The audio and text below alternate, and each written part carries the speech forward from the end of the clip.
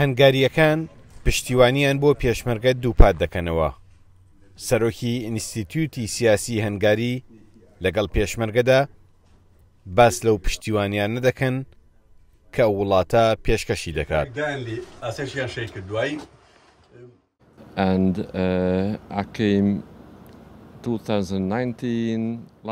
ساڵی 2019 جارێکی تر هاتوومەتە ئێرە و لە نزیکەوەی هێزەکانی پێشمەرگە و فەرماندەکانم لە شوێنەکەیاندا بینیوە.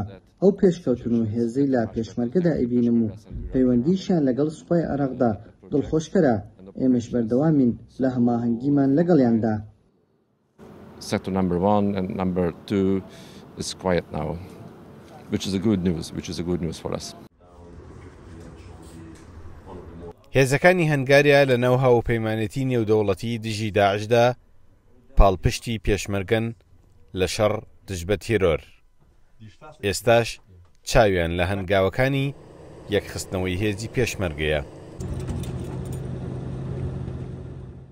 سەردانی کردیان ئەمە چەندین جارە جەخت دەکاتەوە.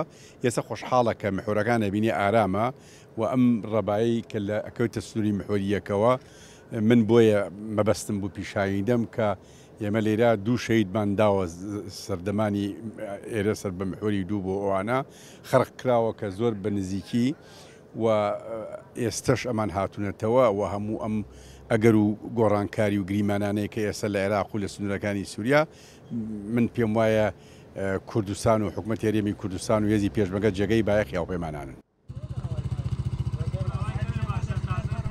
هێزەکانی پێشمەرگە بە درێژایی 9 ساڵ شەڕی دژی داعش و تێرۆر دەکەن. هاوپەیمانان بەو قوربانیدانە دەزانن لەبەرەوەیە دەیانەوێت پشت لە پێشمەرگە نەکەن. سامانکەریم کورد چاد نیوز کفری.